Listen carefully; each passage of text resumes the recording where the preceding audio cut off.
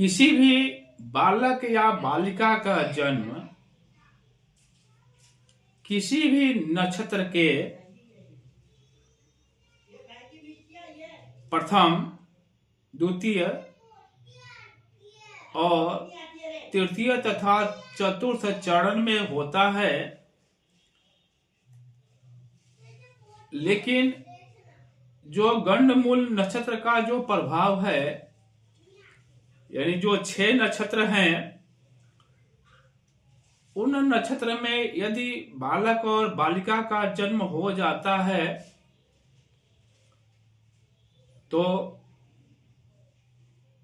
27 दिन में, यानी 27वां दिन किसी पंडित जी से पूजा पाठ कराना, यानी उसकी विधिवत पूजा पाठ कराना जरूरी होता है। कारण कि कुछ ग्रहों का और नक्षत्रों का प्रभाव उस बालक के माता पिता के ऊपर पड़ता है, इसीलिए उस नक्षत्र से संबंधित पूजा पाठ कराना जरूरी होता है। जातो न जीवति गडान्ते मातुर पथे यो भवेत स्वकुल हंता। फिर समझते हैं इसको। जातो न जीवति गडान्ते मातुर पथ्यो भवेत स्वकुल हंता। यदि जीवति गडान्ते बहुजन तुरंगो भवेद भूपः। यानी 6 नक्षत्र जो होते हैं उसमें यदि बालक और बालिका का जन्म हो जाता है तो उसको पूजा पाठ कराना जरूरी होता है। अलग अलग जगहों पर इसको सतैसा के नाम से जाना जाता है, यानी अलग अलग जगहों पर इसको सतैसा कहते हैं। यानी 27वां दिन जब तक पूजा नहीं हो जाती है तब तक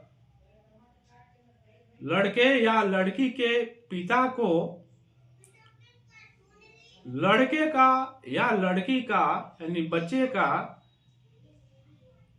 मुंह नहीं देखना चाहिए, ऐसा विद्वान कहते हैं। 27 दिन के बाद जब पूजा पाठ हो जाता है, उसका सतैसा हो जाता है, उसके बाद ही पिता को अपने पुत्र या पुत्री का जो चेहरा है देखना चाहिए, ऐसा विद्वान लोग कहते हैं। तो उसी को आज समझते हैं कि ये नक्षत्र कौन से हैं और उन नक्षत्र के जो चरण हैं, यानी किस चरण में लड़के के या लड़की का जन्म हुआ है, उसके अनुसार क्या प्रभाव पड़ता है समझते हैं।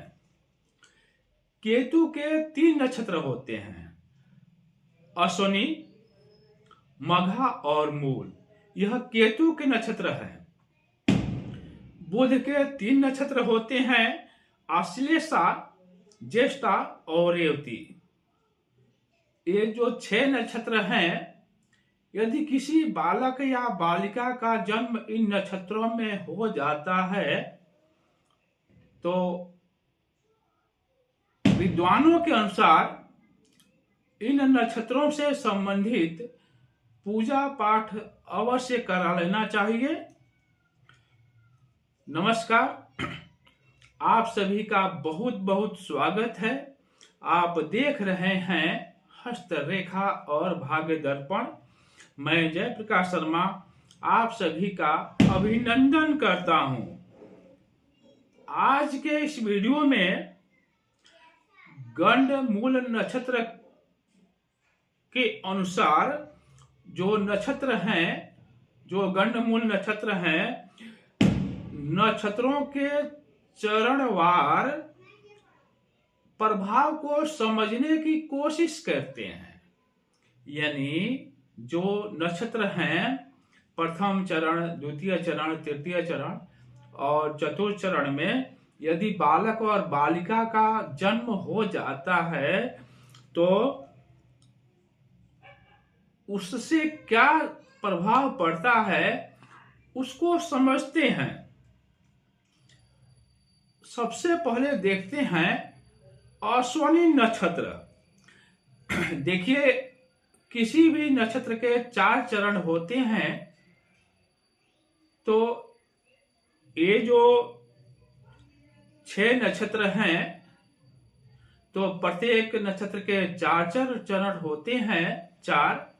तो अश्विनी के 4 चरण में यदि अश्विनी नक्षत्र के प्रथम चरण में यदि बालक या बालिका का जन्म हुआ है तो क्या फल देता है, उसी तरह से द्वितीय, तृतीय और चतुर्थ उसी कर्मानुसार हम सभी चरणों को समझेंगे। यानी जितने भी 6 नक्षत्र हैं उनको समझेंगे। तो मान लीजिए कि अश्विनी नक्षत्र में किसी बालक या बालिका का जन्म प्रथम चरण में यदि हुआ है तो यह पिता के लिए कष्टप्रद होता है। द्वितीय चरण में यदि लड़के या लड़की का जन्म हुआ है तो फिजूल खर्ची होता है। तृतीय चरण में यदि बालक या बालिका का जन्म हुआ है तो भ्रमणशील होता है। चतुर्थ चरण में हुआ है तो स्वयं को शारीरिक कष्ट होता है। मघा नक्षत्र के बारे में समझते हैं। यानी इसके चारों चरण में यदि किसी का प्रथम, द्वितीय, तृतीय, चतुर्थ में जन्म होता है बालक और बालिका का, तो क्या प्रभाव होता है। तो मघा नक्षत्र में यदि किसी का जन्म हुआ है तो क्या फल प्रदान करता है उसको हम समझते हैं। यदि बालक या बालिका का जन्म प्रथम चरण में जन्म हुआ है तो माता पिता दोनों को कष्ट होता है। द्वितीय चरण में जन्म हुआ हो तो पिता को परेशानी होती है। तृतीय चरण में जन्म हुआ है तो बहुत शुभ फलदायक होता है। यानी किसी बालक और बालिका का जन्म मघा नक्षत्र के तीसरे चरण में हुआ है तो बहुत शुभ फलदायक होता है। यदि चतुर्थ चरण में जन्म हुआ है तो विद्या धनादि के लिए शुभ होता है। मूल नक्षत्र में जन्म हुआ है, यानी किसी का मूल नक्षत्र के प्रथम चरण में जन्म हुआ है तो पिता को हानि होती है। द्वितीय चरण में जन्म हुआ है तो माता को हानि होती है। तृतीय चरण में जन्म हुआ है तो धन का नाश होता है और परिवार के लिए भी ठीक नहीं होता है। चतुर्थ चरण में जन्म हुआ है तो बहुत शुभ होता है। आश्लेषा नक्षत्र के बारे में समझते हैं।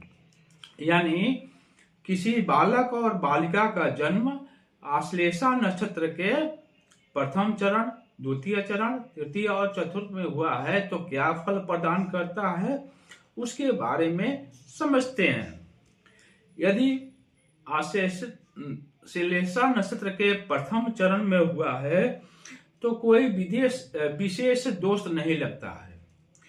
द्वितीय चरण में जन्म हुआ है तो पैतृक जो धन है, जो पैतृक धन है उसका हानि होता है। तृतीय चरण में यदि जन्म लिया है तो माता पिता या सास के लिए अनिष्ट होता है। आश्लेषा नक्षत्र के चतुर्थ चरण में यदि जन्म लिया है बालक और बालिका ने तो पिता के लिए अनिष्टकारी होता है। अब हम ज्येष्ठा नक्षत्र के बारे में समझते हैं। यानी जो ज्येष्ठा नक्षत्र है उसके बारे में समझते हैं। यदि ज्येष्ठा नक्षत्र के प्रथम चरण में बालक और बालक या बालिका का जन्म हुआ है तो बड़े भाई के लिए अनिष्टकारी होता है। यदि दूसरे चरण में जन्म हुआ है तो छोटे भाई के लिए शुभ होता है। तृतीय चरण में यदि जन्म लिया है बालक या बालिका ने तो पिता के लिए अनिष्टकारी होता है। चतुर्थ चरण में यदि जन्म लिया है तो स्वयं तथा पिता के लिए अरिष्टकारी होता है। अब समझते हैं रेवती नक्षत्र के बारे में। रेवती नक्षत्र के यदि प्रथम चरण में जन्म लिया है बालक या बालिका ने तो उसके बारे में देखते हैं। यदि प्रथम चरण में जन्म लिया है बालक या बालिका ने तो राजा के समान वैभवशाली होता है। द्वितीय चरण में यदि जन्म लिया है तो मंत्री के समान उसको सुख मिलता है। तृतीय चरण में यदि बालक या बालिका ने जन्म लिया है तो धनवान होता है। और यदि चतुर्थ चरण में बालक या बालिका का जन्म हुआ है तो माता और पिता दोनों के लिए अरिष्टकारी होता है। आशा है कि आप गंडमूल नक्षत्र के बारे में समझ गए होंगे और उसके चारों चरणों में के क्या फल होता है। बालक या बालिका का जो जन्म हुआ है प्रथम, द्वितीय, तृतीय और चतुर्थ चरण में तो उसका क्या प्रभाव पड़ता है आप समझ गए होंगे। यदि इसके बाद भी यदि आपको समझ में नहीं आया है तो कृपया फोन करें, सीधे मेरे से संपर्क करें। ग्रहों की शांति के लिए भी आप संपर्क कर सकते हैं। मेरा फोन नंबर है 935 22 45 677 पर आप गंडमूल नक्षत्र के बारे में यानी जो 6 नक्षत्र हैं उनके बारे में और पूजा पाठ के बारे में आप संपर्क कर सकते हैं। यदि आपने वीडियो को सब्सक्राइब नहीं किया हो तो कृपया सब्सक्राइब करें, लाइक करें और शेयर अवश्य करें, जिससे गंडमूल नक्षत्र का जो प्रभाव है सभी को मालूम हो। आप सभी को बहुत बहुत धन्यवाद।